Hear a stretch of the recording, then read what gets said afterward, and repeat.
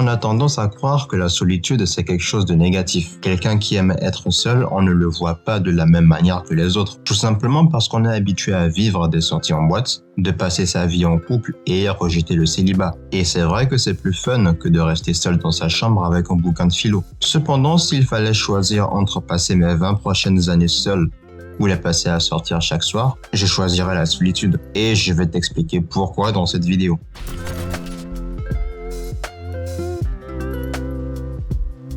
Si tu es comme moi et que tu ne bâtis pas ton avenir autour d'un diplôme et d'un CDI, la créativité, c'est quelque chose d'indispensable. La créativité, c'est tout simplement ton pouvoir de création, ta capacité à imaginer des choses. C'est ce qui va te permettre de penser à des projets qui vont améliorer ta vie, de créer des sources de revenus, d'imaginer des idées de business. Et cette créativité, elle vient du fait que ton esprit est libre. Il n'est pas toujours en boîte avec des bouteilles à la main. Je ne compte pas le nombre de choses que je n'aurais jamais réussi à faire si je passais tout mon temps à sortir. Et créer cette chaîne en fait partie. En parlant de sortie d'ailleurs, c'est une vraie perte de temps, surtout quand on est jeune. Généralement, à moins de 30 ans, c'est la période durant laquelle on a encore l'énergie et aussi durant laquelle on n'a pas encore de grandes responsabilités. On n'a pas de famille à nourrir, pas d'enfants dont il faut s'occuper, etc. Donc c'est le meilleur moment pour prendre des risques, le meilleur moment pour tenter des projets qu'on ne ferait pas forcément à 40 ou à 50 ans.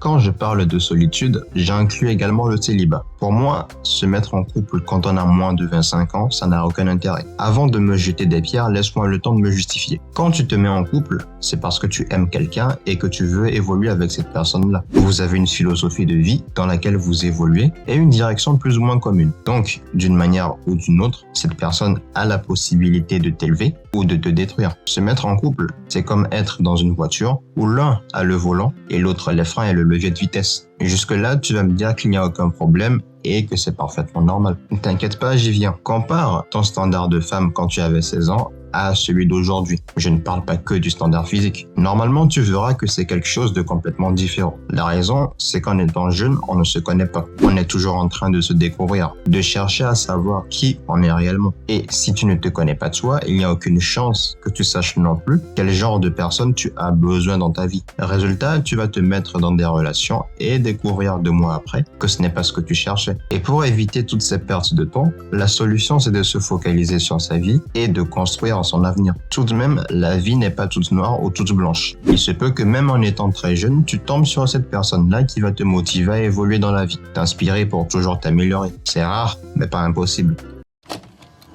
Avant d'aborder le point suivant, si tu apprécies cette vidéo, fais-le moi savoir en laissant ton like. Sache aussi que je sors une nouvelle vidéo chaque mardi et vendredi. Donc abonne-toi et active la cloche. Ça te permettra de recevoir une notification dès la publication de la vidéo et ça soutient également la chaîne.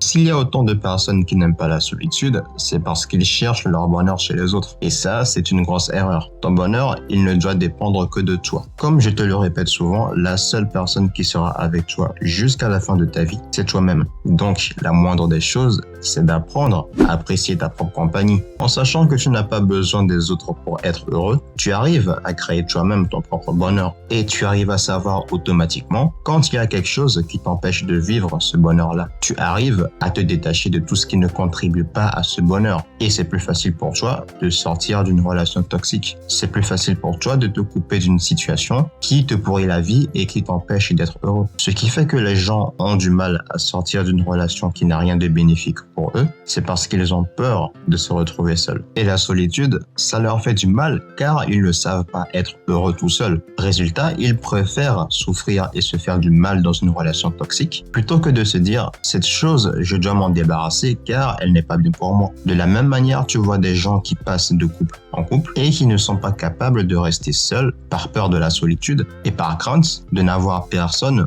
pour leur apporter du bonheur. Je ne sais plus exactement où je l'avais entendu, mais il y a cette métaphore sur le bonheur qui m'avait beaucoup plu. Elle disait que le bonheur c'est comme un verre. Quand le verre il est vide, tu es malheureux et quand il est rempli, tu es heureux. Si ton bonheur il dépend des autres, tu es toujours obligé de demander à d'autres personnes de remplir ton verre. Alors que si ton bonheur ne dépend que de toi seul, tu as ta propre source d'eau et tu peux remplir ton verre de manière illimitée. Je te laisse méditer sur ça. En attendant, moi je te dis à la prochaine.